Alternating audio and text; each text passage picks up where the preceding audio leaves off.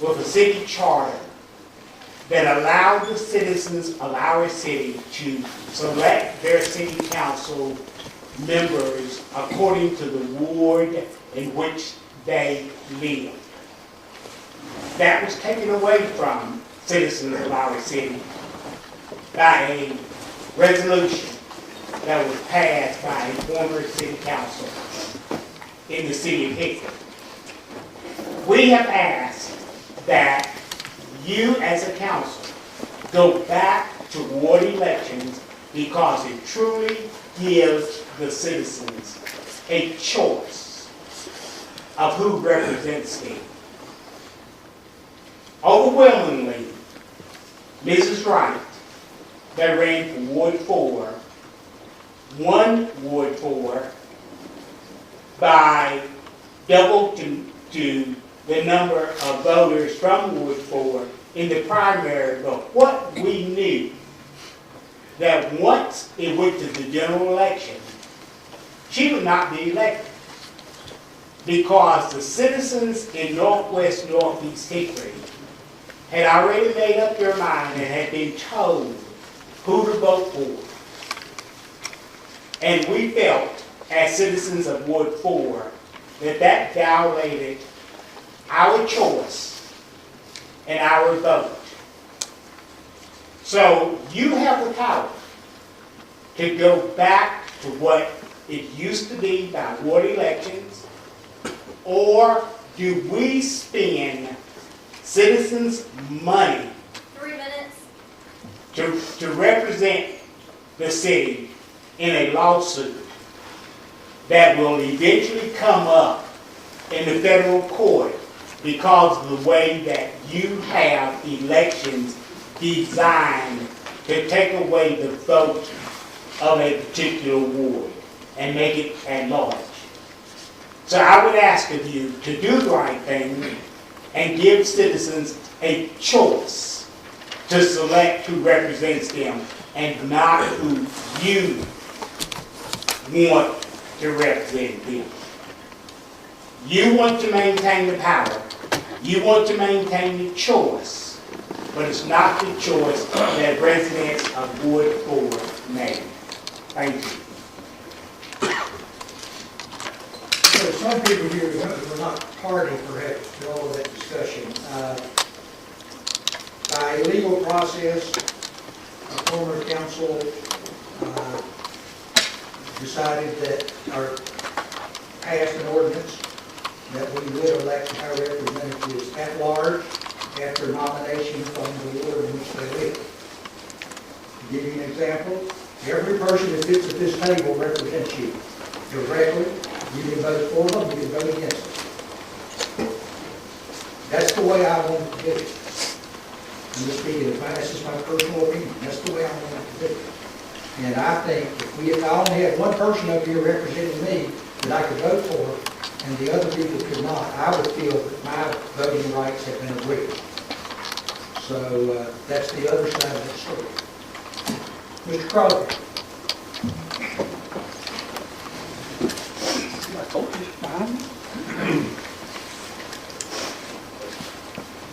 Mr. Barry, Mr. Crone, council members, I'll make this real quick.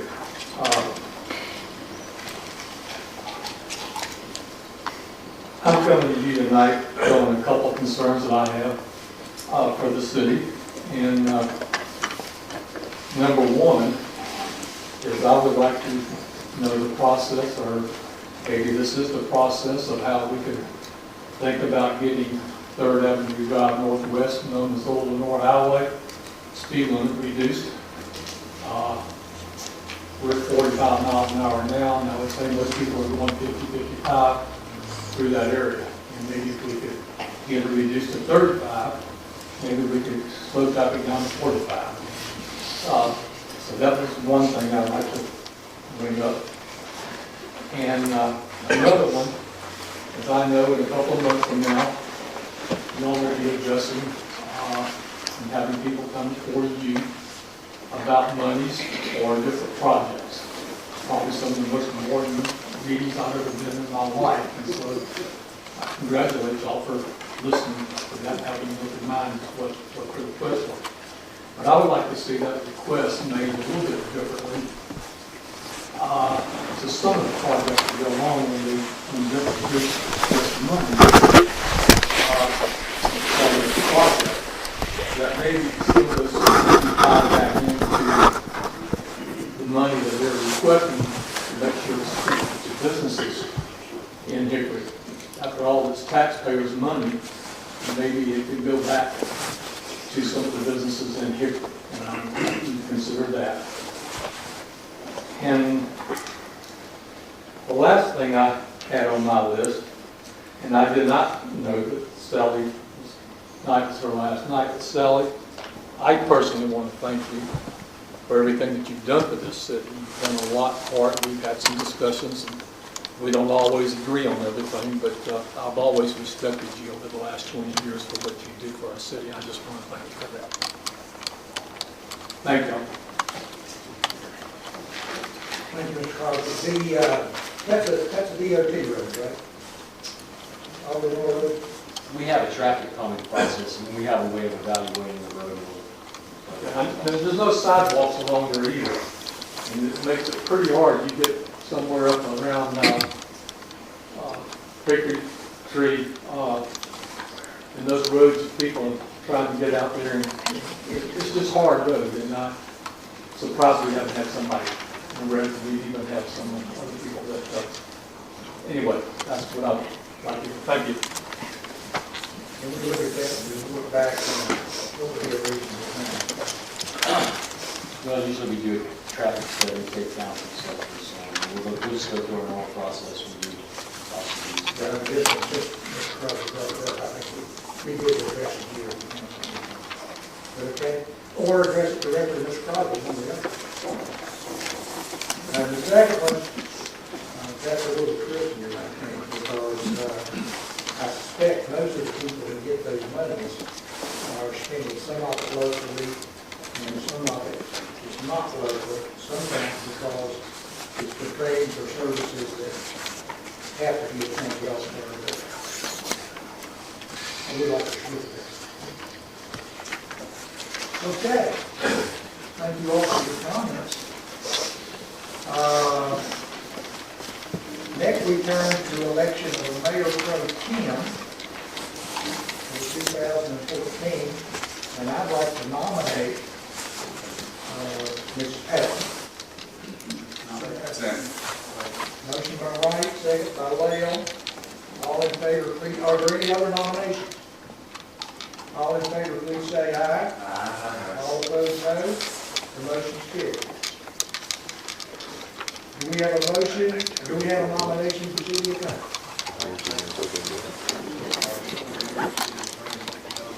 Second. Motion by Mr. Guest, second by Ms. Patton. All in favor, please say aye. Aye. All opposed, no. Look forward to working with you, Mrs. Patton, and with you, Mr. Bell. And I want to say, truthfully, I joked about the rookie thing, but Hank Guest has been absolutely the best mayor pro tem there's ever been any time, anywhere. Okay?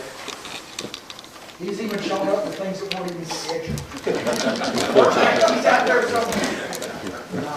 He has done a wonderful job, and we're going to use him as an unofficial mayor pro tem. That means when the mayor pro tem is not there, the mayor pro tem. We have a motion to approve, oh, we should have his responsibility. It's all right. It only costs $10. Approval of minutes of November 19th.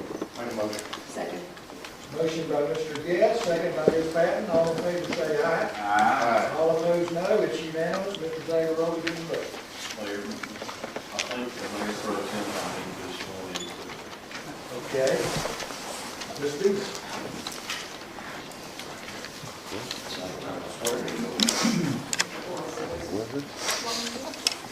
Oh, you do it. You're great.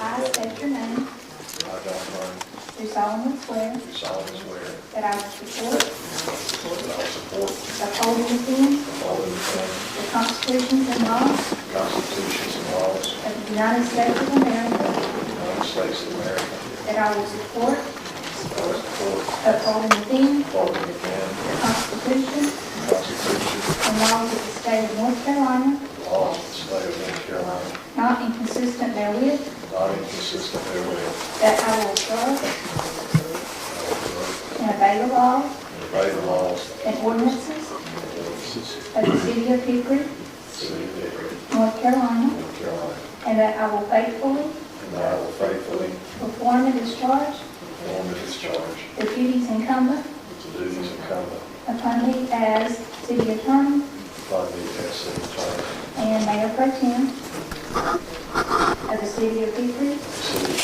North Carolina, North Carolina, fairly and honestly, fairly and honestly, and to the best of my skill to the best of my skill and ability, and ability, so help me God. so help me God. I think I'm running up my agenda too much, and I kind of got off track here.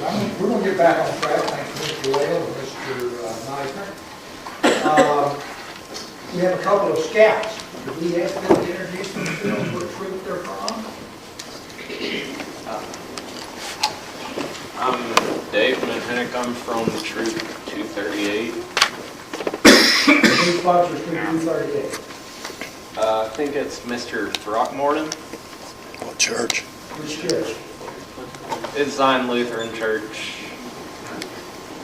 Okay. And in the back? My name is Jack Rogers from Troop 285, and our church is Mountain Zion over on County Home Road. And the other scout? Okay. Now I'd like to call on Mr. Steve Bowman for representing the Community Appearance Commission with the 2013 beautification.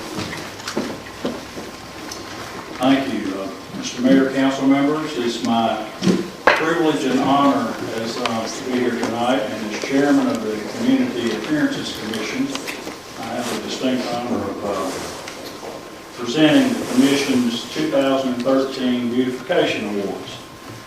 And as I call, we have different categories, and as I call the individual or business's name, I ask you to come forward, and we have a presentation certificate for you.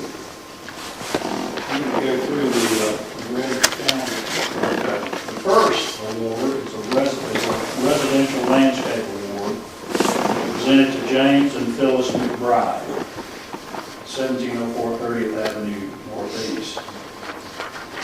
Brother McBride's here.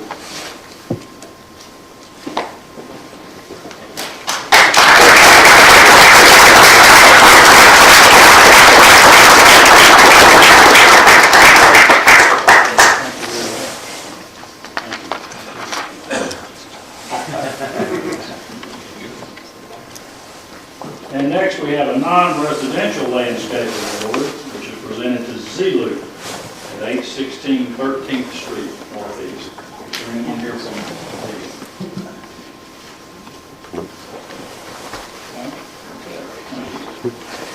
the next award is for non-residential renovation and/or restoration, and we have 3 recipients tonight. The first goes to Old Hickory Station, 232 Government Avenue Southwest.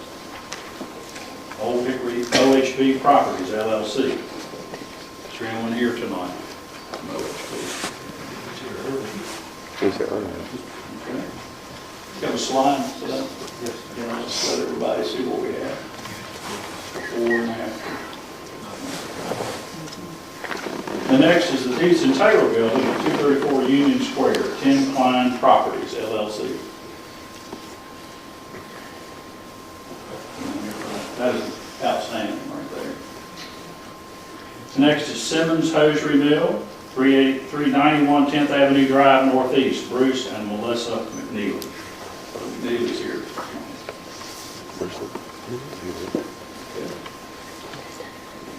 And the last is the Adelaide Shuford Award, which is for the outstanding adopter spot. Dr. Bob and Candy Peterson have the responsibility for caring for the airhead over at 3rd Avenue Northeast and 3rd Street. Well, the Petersons here. I know they were earlier.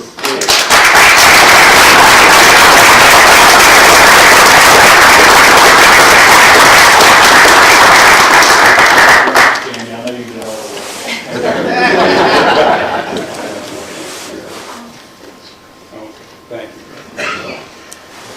We'd like to ask everyone who was here tonight to step back in the hallway with us. We'd like to take a photograph. Oh, we do? Oh, yeah, thank you. And we have a special award, 2 recipients, the Boy Scout Cabin, Hickory Landmark Society, Hickory Parks and Recreation Department. Is anyone here for that? Okay, great.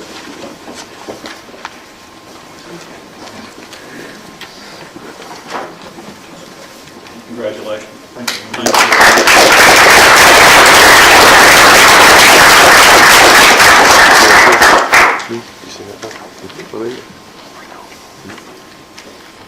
The next is the Fly Award Reflection Garden at Macomb Park, St. Aloysius Catholic Church.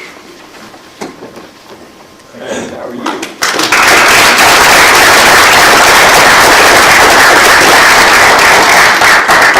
Thank you very much.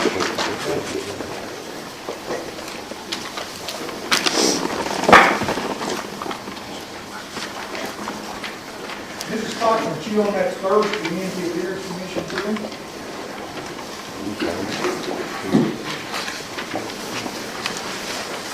Okay.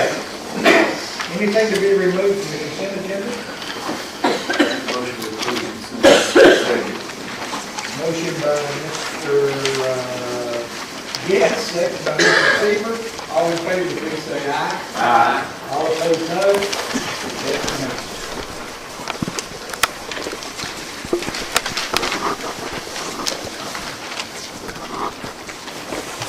Okay, no public hearings, we go straight to the public hearing. Thank you, Mr. Mayor.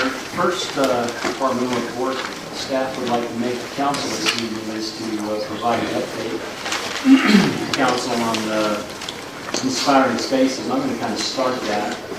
Matter of fact, I need a little slide presentation. You know, the term inspiring spaces is kind of catchy, and so people are using it quite a bit, and that's great. But I felt like we needed to put that specific initiative, which Ms. Surratt's going to provide you a detailed update on in just a moment, but we needed to put it in the context of really the broader initiative that's a component of. We've got to rewind about a year and a half ago. The business community, local governments, the higher education community with LR and CBCC, county, Hickory as the local governments, came together about a year and a half ago and enlisted the services of a gentleman named Ted Abernathy, who was with the Southern Growth Policies Board. And interestingly now, Ted is doing strategic planning for the North Carolina Department of Commerce, so it's nice that we have this connection now with him through his work in commerce, and he's very familiar with Hickory and Cobb County. But the outcome ultimately of that good work that was done over the course of about 18 months and involved a lot of citizens in the community was the Innovate Catawba plan. And that plan has 6 areas of focus, and they are represented by the icons there: inspiring, reinventing, building, entrepreneurs, workforce, and leading. And a couple of months ago, we had Stephen Shuford, who's the president of SureTape Technologies, come and make a presentation to City Council and share with you all the work that his committee is doing on reinventing. And of course, the city of Hickory has really taken the initiative in that, even prior to this study being completed, with Project No Vacancy, and then Ms. Fox being one of the instrumental spearheads in that initiative that now is growing and being added to help reinvent spaces. But I also wanted to spend a little bit of time this evening talking about the building initiative, and specifically the City of Hickory's efforts on that one. But before I do that, I wanted to share with you the advertisement that just went out today in the North Carolina Business publication for economic development. And so this is actually a guide publication that's published once a year that businesses can turn to find various resources for economic development, site selection, etc. And this advertisement that you see is on the back page of that publication, and I believe you have in front of you, we distributed each of you all this evening the full publication, so we're really proud of that. And I'm going to talk specifically about some of the projects, and one of the projects that's actually listed on there I'm going to touch on in just a second. And again, the whole idea is we've got to help the community broaden the conversation about inspiring spaces, because it really is a multifaceted approach to improving our overall community. So let's talk a little bit about building. The multi-jurisdictional business park is a very innovative project. One of only two that we're familiar with in the entire state of North Carolina, something that even the General Assembly with Speaker Tillis has been very proud of to talk about, because his community, before he went to Raleigh, was the first one to start, basically coming together of local governments to help spur economic development. So this is actually located in the city of Conover. It is specifically targeted toward a data campus and data centers. The city of Hickory, you all by contract are a 19% ownership partner in that. The partnership is Catawba County, Conover, Maiden, and the town of Catawba. And where this project sits currently is that a solar field has been developed in the adjacent parcel. The sale of that property helped free up some money that is now being coupled with a loan from NC Commerce to build infrastructure to the site. It's approximately 50 acres, and right now final design and permitting are being done for the infrastructure, and that's primarily a bridge. Secondly, and this has been in the City of Hickory's portfolio for a number of years, is the Fairgrove Business Park. And this sits, I still like to refer to it as behind the Dale Jarrett operation, so at the intersection of Fairgrove Church Road and Highway 70. About 3 years ago, the city entered into an option arrangement with Sutter Street, better known as Williams-Sonoma, to actually take down the majority of this property, approximately 50 acres that sits right here, and develop it as a brand new state-of-the-art facility. As it turned out, Sutter Street and Williams-Sonoma moved into an existing facility in Claremont. Over time, they found that to be adequate for their needs, and they've renovated it. And so the option that the city entered into to do an economic development project on this property has since lapsed and is now back available for development. In the newspaper yesterday, or maybe actually this morning, it happened yesterday at the Claremont Council meeting, but the city of Claremont in Catawba County announced a public-private partnership that they have entered into, those two local governments with a private company, to build a shell building, a facility at an existing business park in Claremont. This is a specific goal of Innovate Catawba. City staff, in terms of City of Hickory staff, has been bird dogging the project throughout and paying attention to how it's been developed and how the contracts have come together. The mayor and I received just today a very detailed briefing from economic development officials on how that got put together. And so that might be something that we should look at for the property here. Again, it's a tool that potentially be in our tool chest. And something that we can look at and consider and evaluate as we move forward and look at opportunities for economic development and job growth in the Fairgrove Business Park. And please feel free to stop me or chime in as we go along. I don't mean to rush through it. Next is the Grace Chapel property. This, to kind of orient you, that of course is a finger of Lake Hickory. This is EPI's facility in Caldwell County, Highway 321. DOT, with participation from Caldwell County and the City of Hickory, is in the process of building this road. And so what you see here is acreage that is owned by you all, by City of Hickory City Council. It was originally part of the original MDI project that was not needed for MDI at that time. And as you can see from this schematic, it creates the opportunity for a number of different sized plants and facilities. Now, this particular piece of property obviously has to have the road built to it and also has some needs for infrastructure, water and sewer development as well. So it is in the pipeline in terms of future opportunities.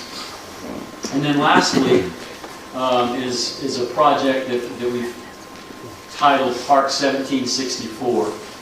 And this is a Type A class business park, really a marquee long-term opportunity for the city. It is much more than a concept, but at this point it is still in the process of being put together in terms of conversations with private real estate and property owners, and negotiations are in process there to assemble the various pieces of property that would go into making up Park 1764. So again, I wanted to put Ms. Surratt's presentation in the broader context of Innovate Catawba, of the multifaceted approach that the community, the city of Hickory being a key component of that, is embarking on to really improve our overall economy, to be attractive to the key demographic of 20 to 40-year-olds. And as we move forward, our intention as staff is to continually give City Council updates, and of course we'll be bringing specific projects to you all at various junctures for approval, etc. But just as we had Stephen Schufert come and update you on reinventing spaces, and I've just done a brief update on the City of Hickory's portfolio specifically as it relates to buildings and economic development opportunities, and now Ms. Surratt will talk about inspiring. We want to keep that in front of you all, keep that in front of the community, because a lot of hard work is going on behind the scenes, and we're just a piece of that. There are lots of different committees with lots of different individuals involved on it that are moving forward, and not just in Hickory, but in the various towns and throughout the county. So I'll be happy to answer any questions on that specific piece, and then I'll turn it over to Mr. Surratt to give you an updated insight into the Inspiring Spaces initiative. Okay, Ms. Surratt?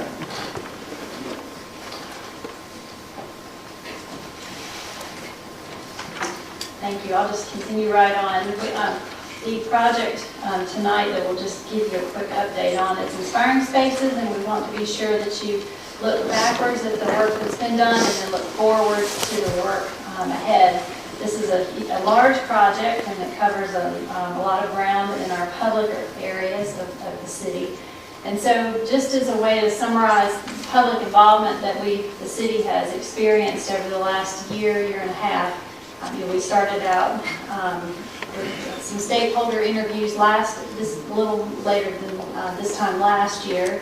Community input meetings followed that. We've had, you can see there, a number of joint advisory committee meetings with college students. Land design has been here and presenting, and then had hosted an open house in April, and then that work was then continued, and then we had a steering committee meeting in July, and then that work is still continuing, and that's design work that requires a number of iterations back and forth. And so what I want to share with you tonight is how the list of projects is shaping up and sort of where we are in the process. So as you recall, this is the composite map.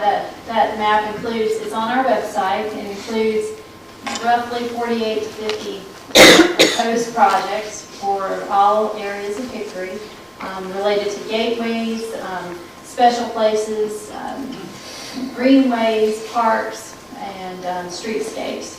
And so we've covered the full range there, and I'll come back to this map and refer to a few that specific projects. So the timeline that we've been following, we're moving into phase 4, which is the development of a budget and a timeline for construction. And so the projects are in conceptual stages, and for the most part, and there are 3 or 4 projects that land design is working in a more detailed fashion on. But as we move into phase 4, then we'll have the estimates of probable cost for a few of those projects, and that's what we'll be bringing back to you in the next month or 2 with the final report and recommendation. So let me just share with you some projects now that have trickled to the top. And really, what this list represents is, first of all, projects are not in any certain order. So even though we had to put them in order, they're not in order.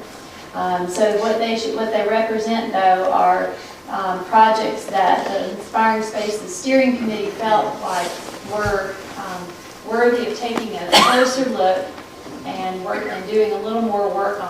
I want to show you that the list continues on the second page, and we'll go to those as well, but I'm coming back quickly to the first page. And I'll just go through these briefly with you, and the columns there represent a way of thinking about projects in terms of phasing. We would love to do everything right away, or maybe each one of us has a specific project that we like, and we'd love for that to be the first one. Well, the way to organize this most effectively was just to say, well, what projects are early successes? Maybe we have the land that we need to develop. Maybe we have, maybe the project doesn't cost very much, or maybe it's just such an important project that it needs to have some pre-planning done right away.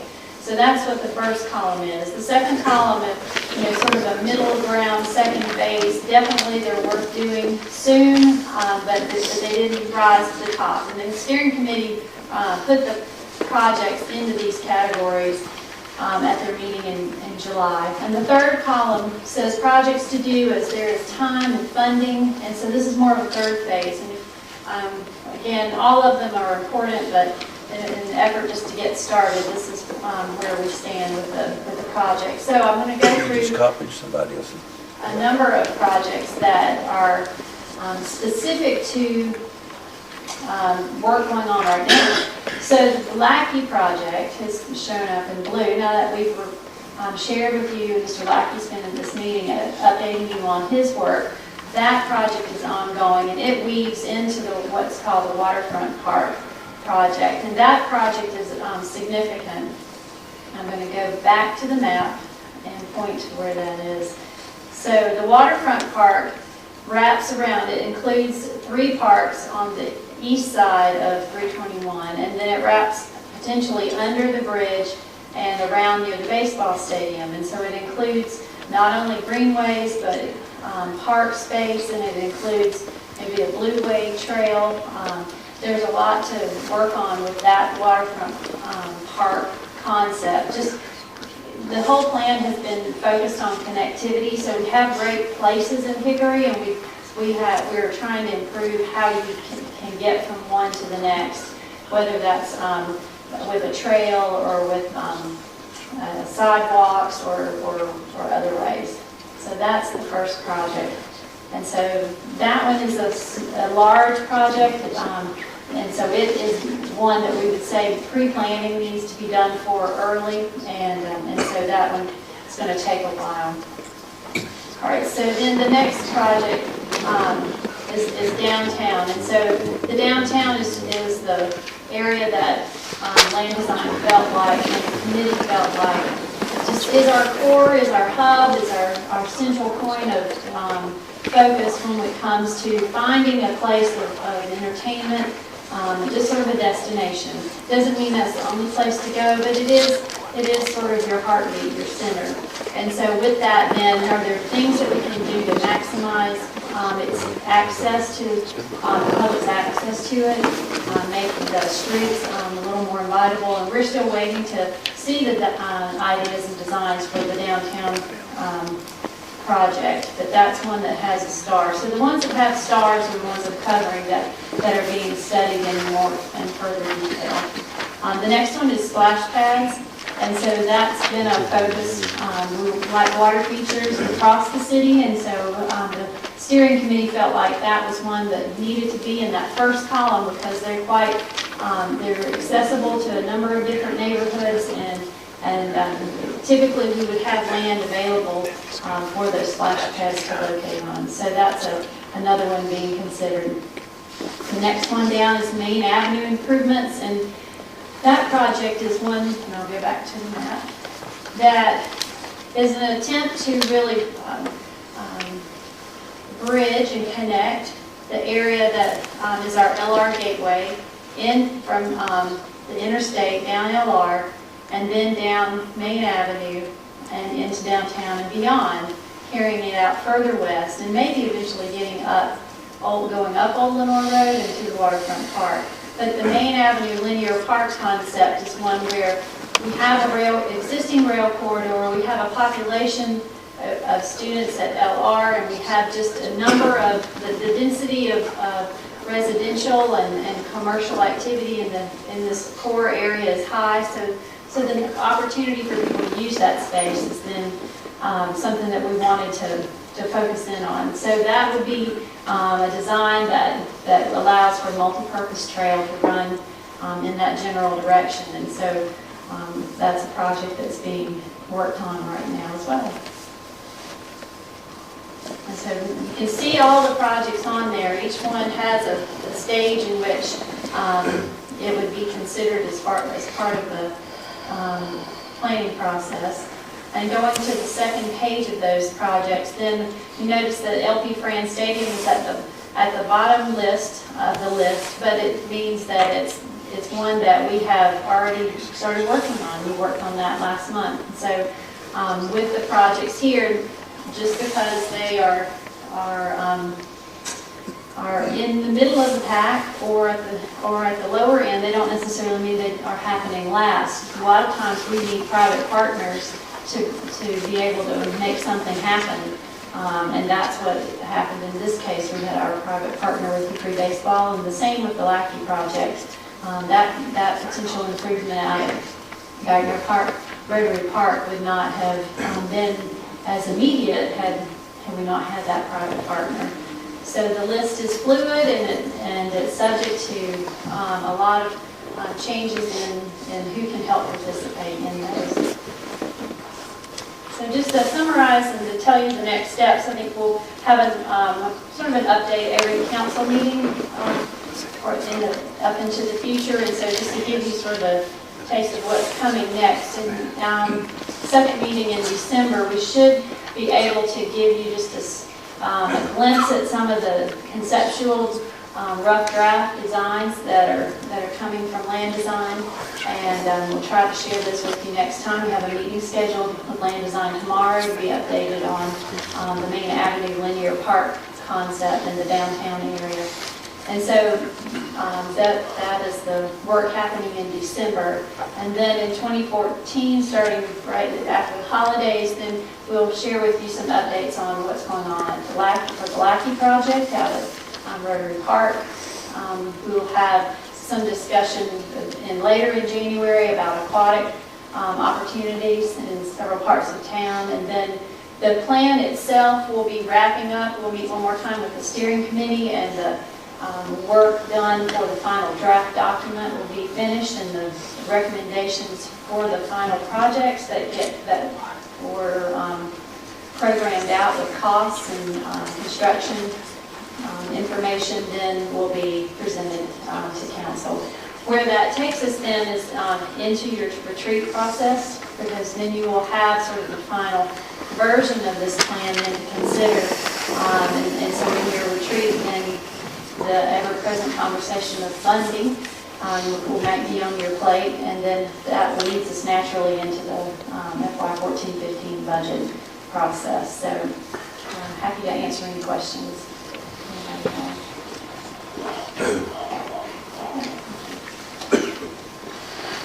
Well, I just like to observe that I like the way that we are leading.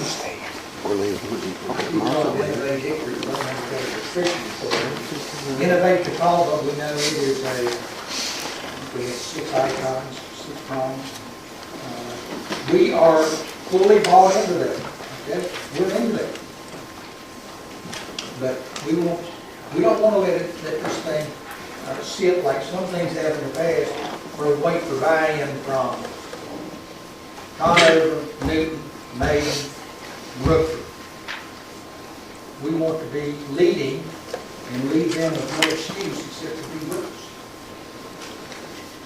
A big part of that is inspiring spaces, but I think a very large part is going to be shell buildings for jobs and building-ready job sites, work sites, plant sites. And, folks, we're talking about this is a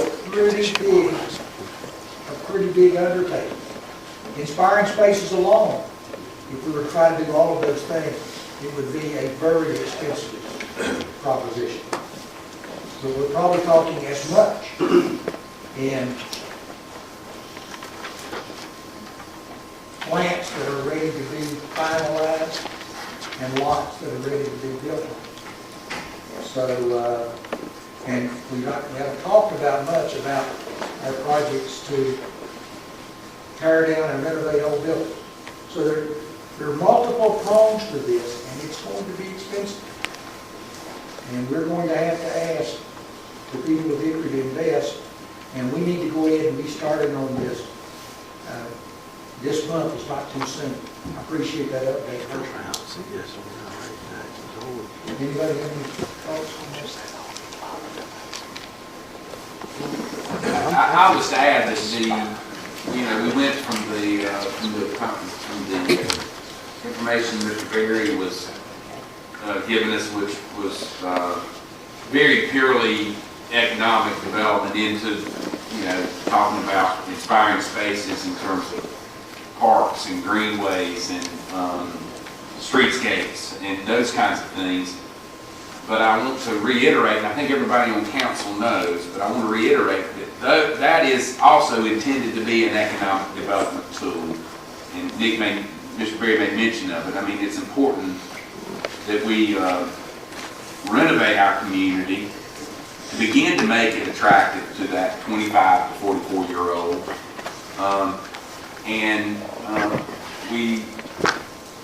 We bring Hickory in some ways still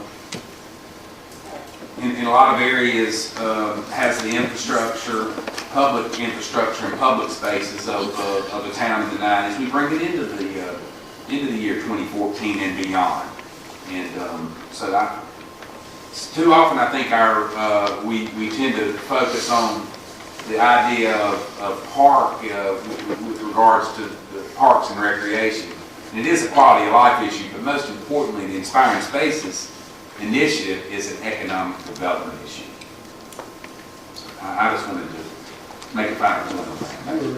That's a very good point. And the worst thing that could happen, this is not what's going to happen. What's going to happen is this is going to drive tremendous progress for Hickory over the next decade. But the worst thing that could happen is everybody in Hickory will feel better about their community. That ain't too bad. And of course, if our people feel good about the community, they start talking about it. Visitors catch that, and it results in that economic development that Mr. Lale was talking about. I probably need to remind this group that recently, within the last 8 or 10 months, a Gallup poll of the people in this metropolitan area ranked according to the definitions and parameters and interpretations set by Gallup. Ranked 185th in livability out of 189 metropolitan areas. I believe Hickory taken along would not have been that far down the totem pole, but I don't know that. And in any event, it doesn't really matter because we are the metropolitan area. The metropolitan area is us. And so we've got to be leading the recovery. And to that point, I'd like to add, one of the things that Ted Abernathy, the Southern Growth Policies Board, the fellow who facilitated the Innovate Chicago work, and is now with the Department of Commerce, one of his big insights was that our citizen, our community does not tell a very good story about ourselves. We've been here, and we don't tell a great story. We've lost the story of we're the furniture capital of the world. The furniture is still important. I don't want anybody to think that's not the case. But we've lost that story to some degree, and I think that we ought to give some real serious consideration to developing that story. I talk to people, folks that move here from other areas that absolutely think this is heaven on earth. Heaven on earth. They love Hickory. Look at it, boy. Exactly. And we need some of that positive messaging going out to our community. You know, it's been suggested to me that maybe we even do a public campaign, you know, whether it's radio spots, ads, or whatever. But you know what? I'm proud to live in Hickory, in the Hickory metro area, and I bet you can find a lot of other people that are willing to say that and are proud to say that. So I'm sort of like, you know, those looking backwards is not. I've given up any hope of a better past for that. I'm ready. Let's charge forward. Let's remake. Let's innovate, and let's make our community the absolutely best condition.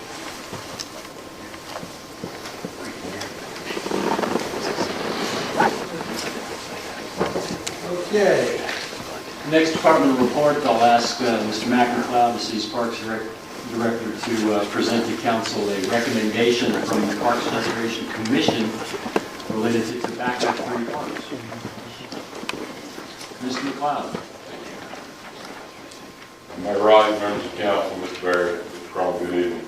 Before you tonight is consideration of a tobacco-free parks policy for the city of Hickory. Just a little background. Currently there's an initiative underway between the Catawba County Public Health Department and the North Carolina Community Transformation Grant Project. And they've come together in a unified effort that would establish tobacco-free parks in all the local governments within Catawba County. And both organizations made a presentation to the Parks and Recreation Commission at their August 12th meeting. Just a couple of highlights. All municipalities within the county currently have smoke-free policies in place for buildings, and all City of Hickory buildings have been smoke-free since 1993. For the past several years, there have also been discussions underway to establish tobacco-free grounds policies across the county also.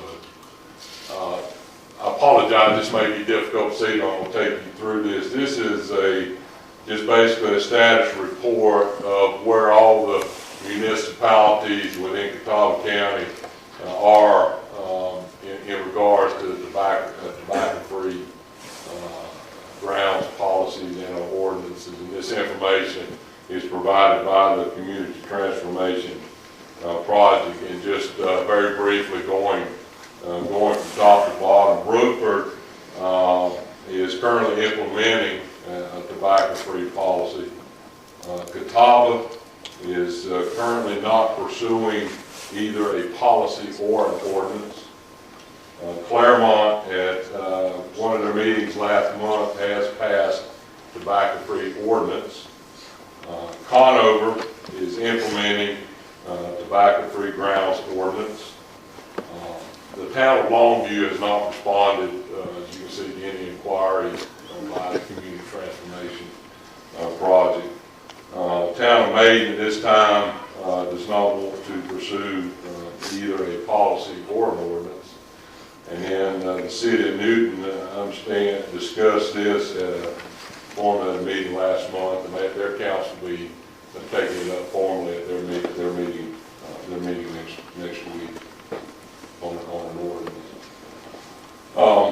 Going back to the August 13th Parks and Recreation Commission, at that meeting, the commission members had a great deal of discussion of what a tobacco-free parks policy versus a tobacco-free parks ordinance means, and how that would be enforced.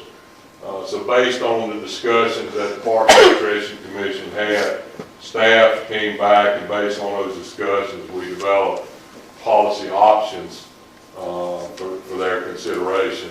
but just want to take you through a couple of the highlights of the policy. As you can see, very briefly, it defines tobacco products, meaning any product containing, made, or derived from tobacco that is intended for human consumption, whether chewed, smoked, absorbed, dissolved, inhaled, snorted, sniffed, or ingested by any other means or any component part or accessory of a tobacco product. The policy also defines those prohibited areas, those being in any recreation facility owned, leased, or occupied as defined by the city of Hickory, and also on any recreation facility grounds that are owned, leased, or occupied by the city. Policy would apply to all 23 City of Hickory parks. That policy will cover park visitors as well as employees. A great deal of emphasis in that policy will be placed on educating the public of the policy. The enforcement focus will be on a self-initiated versus a staff-initiated compliance, self-compliance versus staff-initiated compliance. And that policy, if approved, will become effective January 1st. Going back to the October 8th meeting, the Parks and Recreation Commission considered and discussed in detail two policy options. The first option that was presented to the commission would prohibit the use of tobacco products in all City of Hickory parks. That was option one. As you can see there, four Parks and Recreation Commission members voted for that for option one. Option two was a policy which would prohibit the use of tobacco products in all City of Hickory parks, with the exception of the paved parking lot areas within those parks. As you can see, five commission members voted for that option. And there were three of our commission members that were not present at that meeting. So with that recommendation, staff does recommend approval of the Parks and Recreation Commission's recommendation prohibiting the use of tobacco products in all City of Hickory parks, with the exception of the paved parking lot areas within those parks. And I'll be more than happy to answer any questions anyone may have. You mentioned it, but this is policy, Don. Yep. This is not ordinance. Yes, So sir. this is no public input. It's a policy. It's Yes, a sir. policy. Yes. Now, what was the Parks and Recs thinking as to go policy versus ordinance? Did they discuss that? Yes, sir, they did. They looked at both sides of both sides Right. of the story, and basically from an enforcement standpoint, putting it in an ordinance would put undue burden from staff. And basically, if there's an ordinance, I mean, that ordinance comes before council, then to enforce that would be, Hickory Police Department would enforce that. With it being an ordinance, there would be fines involved. So enforcement would come down to basically to the police department, and just felt with level resources, did not want to take it to the level of an ordinance. Felt that if it's a policy from the education standpoint, focusing on compliance, felt policy was a better way to go than an ordinance. What was the sign say? Basically, tobacco, if it's the option, policy one, just say all tobacco products prohibited in this park. If it's approved, they go with the recommendation of the commission, it would say tobacco products prohibited with the exception of the parking lots within the park. And then those signs will be placed in strategic locations throughout the park. Is it legitimate to say that it's prohibited if we don't have an ordinance? My concern, I don't know. So like tobacco free, I think. Yeah, I think going tobacco free is a different thing than prohibiting. I'd say, how about something, and incidentally, I do not sell any signs in the city, but how about something like,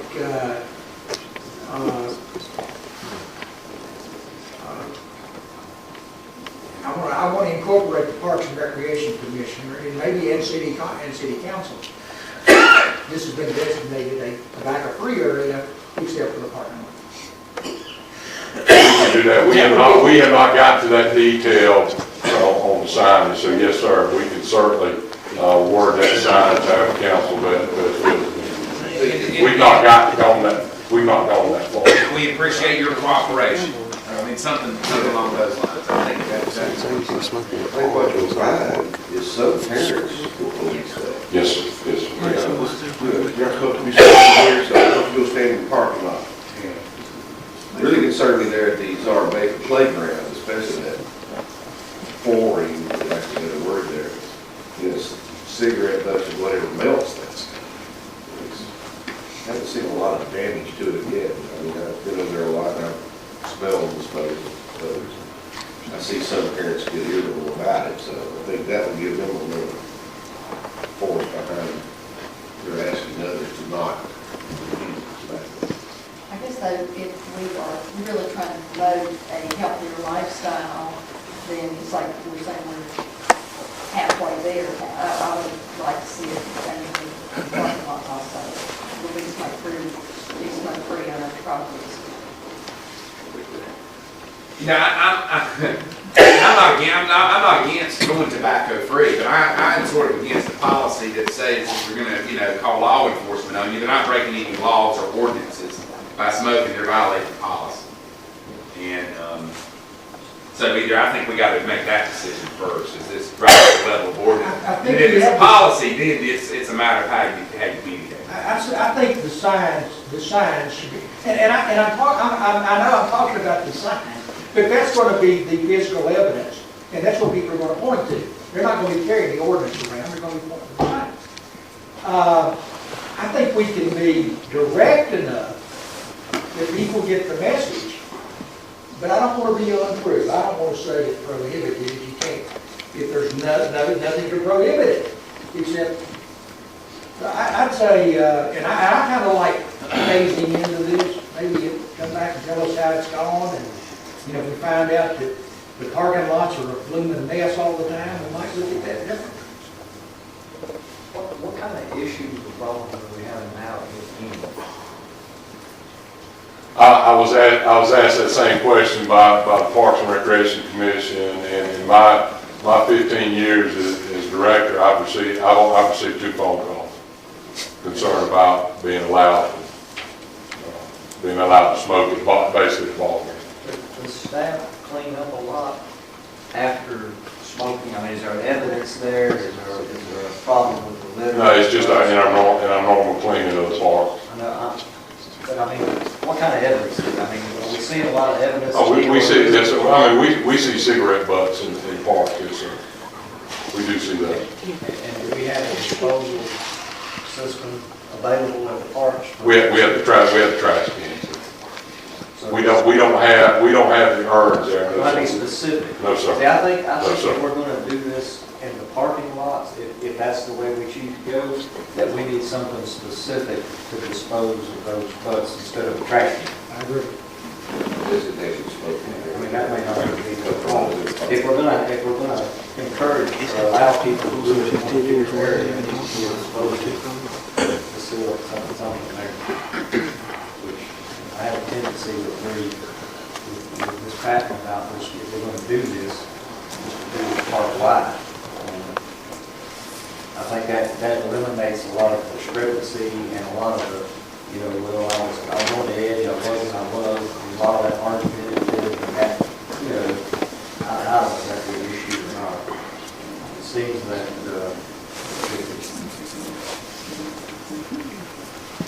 Mayor, I'd like to move with the approval of the recommendation as written on the wall. Second that. Now, for clarification, is that option 1 or option 2? Is that now? Wall on the wall right now. That's what the parking lot is. wow. With the exception of parking lots. Okay. So option 2. Now, parking lot doesn't include paved surfaces that are walking trails, correct? Or streets. I mean, it's got to be a place where you can park a vehicle. It's gotta be, yeah. It needs to be the parking lot area. We will have to define the parking lot area. But some of these places have parking down into the park.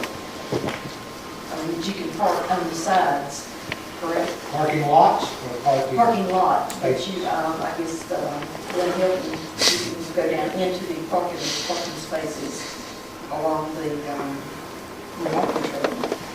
And then down into the park near where the bridge area is. The roadway has parking all the way parallel, and that would be considered Parking. perhaps, that's what I'm getting into. You know, different people are going to have different ideas of where the parking lot is, and that's going to be our thing. And then there's parking down even I don't think further. that'll be as argumentative as government once again saying, we're going to do And that's why I'm going to vote against that motion. I'm okay with discussing it if we're going to do an ordinance and let the votes go where they may, but I think that this is, I mean, having. But we're not doing ordinance, we're doing policy. We're going to have to define the area that's smoking. What we're doing basically is asking people not to smoke in our parks, but if they choose, I guess if they challenge it, that, you know, there's not a lot of substance there. That's my You point. know, I mean, that almost seems like, I mean, why would you want to do that? Right, well, yeah, well, I mean, you know, we can, pass a resolution supportive of a healthy lifestyle, supportive of tobacco-free areas. We can create, tobacco-free zones around any gathering spots. We asked them to not whatever. smoke in our city. We ask, I think that's fine to put up signs and not have the policy, but I'm very much against the policy that mentions law enforcement and it's got all this descriptions with tobacco products and all that. Well, it doesn't mention law enforcement. I mean, in effect, that's the difference between policy and ordinance. It does. It says law enforcement will be called. You'll be asked to leave. Well, right, but you're not fined, you're not incarcerated. There's no, other than please comply with the policy. Okay. Is that a Parks and Rec staff, or is that a parent, or does it rise to the level of a police officer saying you need to comply with the policy, go to the parking lot, or leave the area? I think the police department have enough to do with enforcing the Well, and I think, as Mr. McLeod said, the Parks and Rec Commission's discussion is exactly that. It felt like an ordinance does make you've got to enforce an ordinance. You've got to come out, you've got to police it, you've got to find people. If it's a policy, that's a lesser level to say. It is asking people to comply, requiring them to comply, but ultimately if they choose not to comply, it's a policy. What happens when that law enforcement officer calls and that person just refuses to do it? Then where does that put the law enforcement officer? Well, ultimately, again, you follow policy. It's just like in our gyms, for example, we have policies about how parents should act during an event. If they violate that and it breaks a law, then the law is enforced on them. If they're simply violating our policy, then you go through a procedural versus a criminal component, and you basically say, you're banned from these games, you're banned from the facility. I mean, we do this at the library. Of course, we have to do Parks and Rec from time to time with events and stuff. So in effect, the same thing happens with your policy. If someone is just obstinate about it and says, we refuse to adhere to your policy, then the administrative component kicks in to say, well, we're going to have to ban you from the park, things like that. Mr. McLeod, you can elaborate. You've done it for years. Mr. Berry is absolutely correct, and those are discussions that the Parks and Recreation Commission had, and staff had, and that's where it gets back to its policy. The vision is that it will be compliance will be self-initiated versus staff-initiated. Mr. Seaver, as you said, parent being there, so you can't do that. I think one thing with option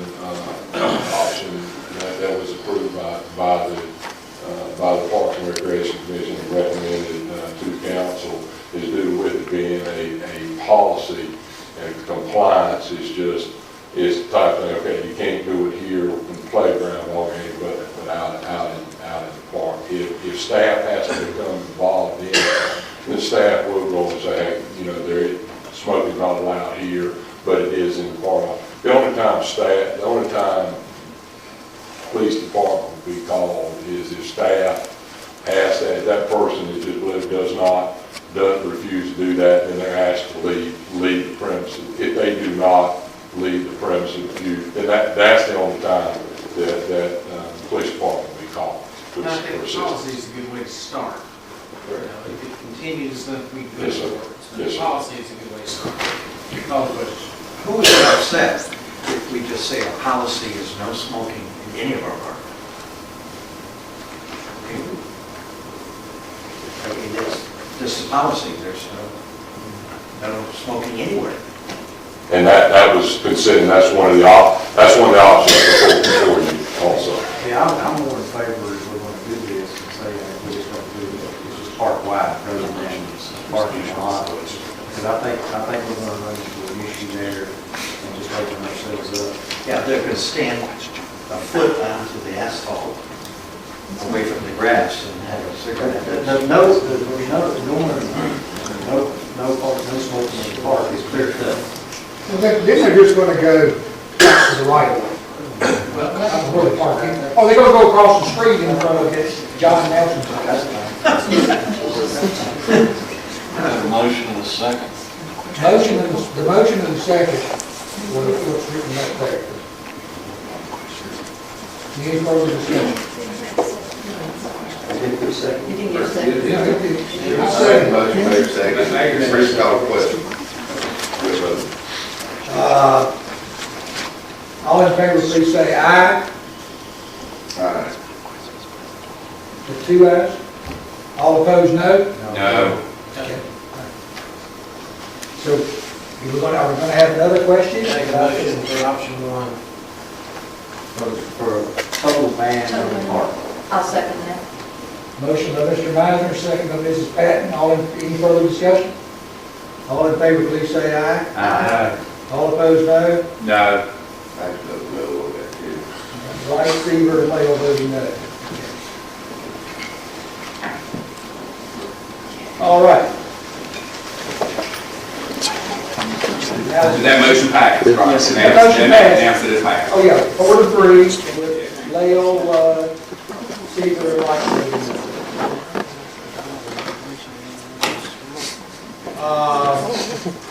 Next thing, Mr. Thank you, Mr. Mayor. At your last meeting, November 19th, Mayor Wright asked that staff provide an explanation for how the city manager's pay is determined. And in your agenda package is both a memo from me and also the employment agreement that I executed with the city of Hickory on August 2004 when I began my employment as the city manager. First, just kind of put it in context and some background. By law, I am an at-will employee of this body. So all the other 639 employees of the city of Hickory fall under the city's personnel ordinance and personnel policies. I don't, and that's by design across the state of North Carolina. So I'm an at-will contract employee of this body, which is very similar to county managers, very similar to school superintendents. That's a pretty common model for local governments in North Carolina. So to the specific question, my benefit package is actually determined in the contract, and again, the contract is in your agenda packet, but I'll just pull out this specific piece of it. And when we put together the employment agreement in 2004, we mutually agreed that my package, my employment benefits should mirror those of the other 639 employees in the city. So I'm part of the local government retirement system, as with everybody else that works for the city. That's 6% is paid for by me, the employee. 7.07% is paid by the city. A few years ago, we implemented a citywide 401k match up to 1%. So I have the option of participating in that. We have a long-standing longevity program which offers employees a one-time lump sum amount based on their years of service. In my employment agreement in 2004, City Council agreed to recognize the 15 years of service I have in local government.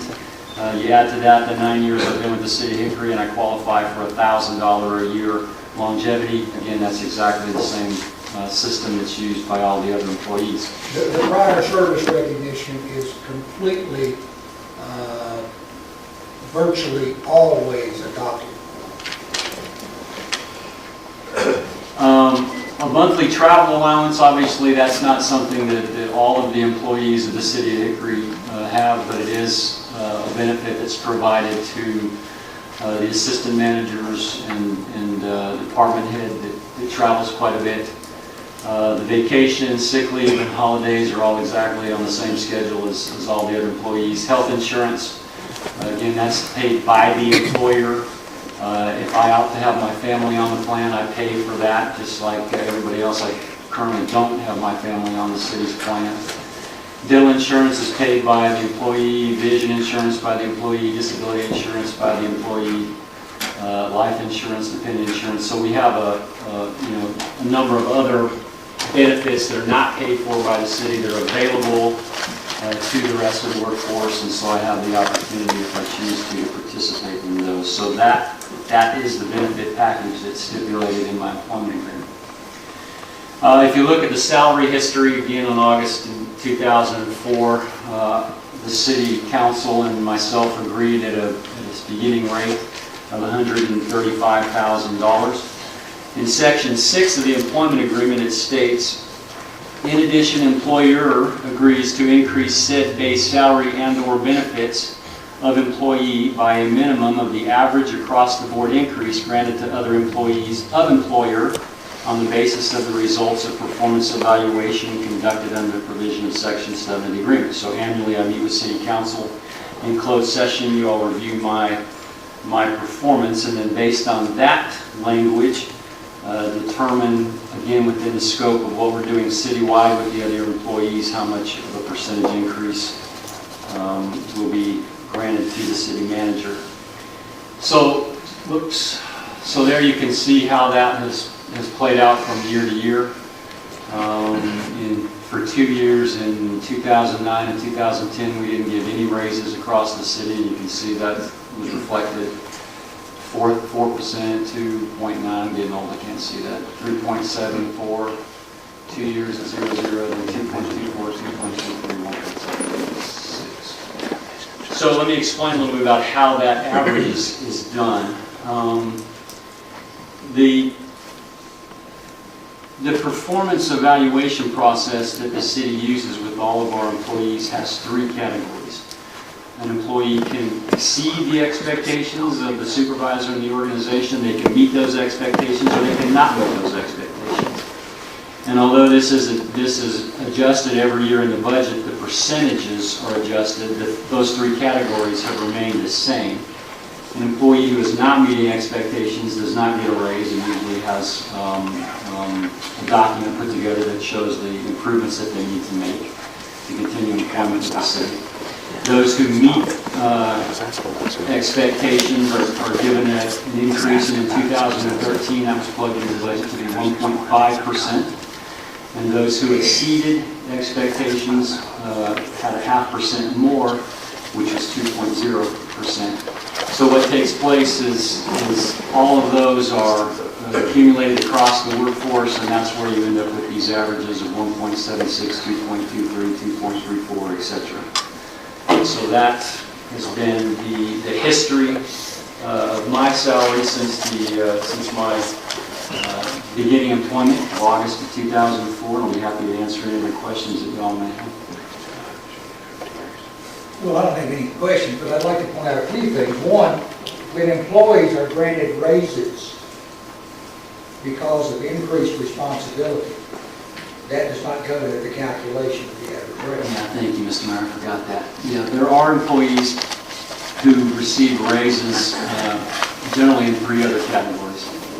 And we've had a number of these over the last 9 years. Reorganizations, you all know the changes that we made to our staffing due to budget issues over the last several years. So we've got retirements, we've offered a retirement incentive package that's had people retire, and almost invariably we've done reorganizations related to that, and oftentimes employees will be given more responsibility, and we won't hire a certain position. And in that case, with the recommendation of our CFO and the personnel department, they'll say, I think based on this person's additional responsibility and all fits within these criteria and categories, we recommend a 5% increase to that individual, etc. So there have been people who have been given raises that are outside of the annual performance evaluation related to that. I also, in the personnel policy, have the authority as the manager to give one-time increases to individuals who are doing exceptional work. and I have done that from time to time. And the third category, of course, is promotions. When a person is promoted to a higher level position, they're going to move up to that higher pay plan and then they get a 5% increase or whatever goes with that promotion. And those are not factored into this percentage. Correct. Well, I know a lot of people, including many of this table, ask why I raised that question. We're not going to change the world in Hickory, North Carolina. But I have been offended by, first of all, I was offended by the alcoholic beverage control, where a man in the eastern part of the state managing one store was making $251,000 because the commissioners voted to let him have it. And then I was offended by the preacher in Charlotte who's, and this has nothing to do with the city, but I'm going to call it other people's money. He's paid by other people's money, nonprofit organization, and his compensation is set by a board of mega church pastors. His own church members do not know what he's paid. Now, I found that offensive. Then I found offensive the gaming of the system that's gone on with some of the community college presidents, where they were getting paid for things that I don't believe are reported as compensation. I think a $48,000 a year housing allowance is compensation. If Mr. Burry were getting a housing allowance, we'd be reporting that as compensation. And then, in the last year or two of their contracts, that's converted to salary so they can bump their lifetime pensions up, material. So what that does is they're either taking that money off of taxpayers, that bumped up pension, off of taxpayers, or they're taking it off from their fellow workers, and they're acting like that was always salary. Well, if it was always salary, report it that way. So what I said was, here we have a manager who doesn't game the system, he doesn't ask us for crazy things. We have a council who has, in my opinion, put in place a reasonable contract and we're stuck to it. Mr. Burry's evaluations are always exceeds expectations, and that is a legitimate, heartfelt evaluation. But I think part of the problem with compensation is people who are doing the right things just don't stand up and talk about it. So I appreciate you all bearing with me as Mr. Burry, and I appreciate your candor in all of this. As Mr. Burry's explained how we do it in Hickory, and you have my word that if we pay Mr. Burry something that's outside of this, you'll know about it about as soon as anybody else does. Any other comments, questions? Thank you for indulging me, everyone. I'd like to appoint Ginger Bishop and Thomas McGrayer to the at-large positions on the Public Art Commission. Second. And I'd like to nominate Jeff Bartlett for the at-large position on the Recycling Advisory Board. Okay, motion by Wright, seconds by Guess and Seaver. Any discussion? All in favor, please say aye. Aye. All opposed, no. Next, the Western Piedmont Council of Governments on the Policy Board. Our current delegate is Alderman Meisner, and he has served in that position for quite a while. We know he's been in royalty. Alderman Patton is the current alternate. If they wish to serve again, I will make the motion that they continue their position. And if they don't wish to serve again, I'll make the motion. Let's get an off second. This is kind of like the rookie. You got it whether you want it or not. All in favor, please say aye. Aye. All opposed, no. That motion was by Wright, second by Leo, and that was unanimous. Any matters not on the agenda? General comments? I have something, I just want to point out the article in the paper this week about the Durham Cycle Challenge and St. City Hickory, Rotary Groups, and all of the businesses and people supporting us being able to get $100,000 for local business.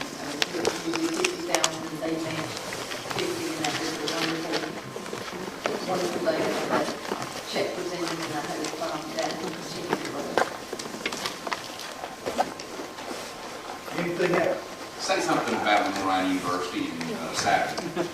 Well, I don't speak well, I know Alderman Miser, maybe he can, you know, Lenore University's men's football team is in the NAIA playoffs. They are one team of 8 vying for a national title. It's a big deal. They're playing North Alabama, which I understand has an undergraduate student population of 30,000. So they are banging heads against some big time schools. So I think that playoff game is this weekend on Saturday. I'm not sure kickoff. You know, I know. We're at the final 8. Final. That's big time. This is out of probably 500 or 600 institutions. It's NCAA, was it? Not NAI. NCAA, yeah. Oh, they said NCAA. NCAA Division II. That's correct, thank you. I'm tempted to give you a play-by-play. Mr. Pitts and I were there. Anybody else at the game? Bruce was there. The second string quarterback, who's led us so well for several years, was injured early in the second half. We were failing 20-10. The third string quarterback, who had almost quit, and the coach had helped him understand, but he said, we don't know when your number's going to be called. But it never got called until Saturday. We're trailing 20-10. He comes on, throws for a touchdown, runs for a touchdown, and we win the game 27-20. He basically spurred the team by himself. Well, it was unbelievable. You know, all of us were sitting back saying, first of all, he's a little guy. The quarterback's a pretty big guy on that second team quarterback. This guy gets out there and he looks like a typical high school quarterback or smaller. Okay? Anyway, it was a great time, and we are moving forward thanks to Mr. Miser. We're going to make Hickory more of a college town. When people think Hickory, they think Lenore Ryan. When they think Lenore Ryan, they think Hickory. I have a license plate that has Lenore Ryan University on it, and I'm going to go in and at the top line, I'm going to put Hickory, North Carolina on it. So we need to be moving forward, and I know Bruce has a great plan. Okay, thank you, Mr. Lee. Any other comments? Motion to go into closed session. Motion by Mr. Seaver, second by Mr. Patton. All in favor, say aye. Also, thank you all for being here.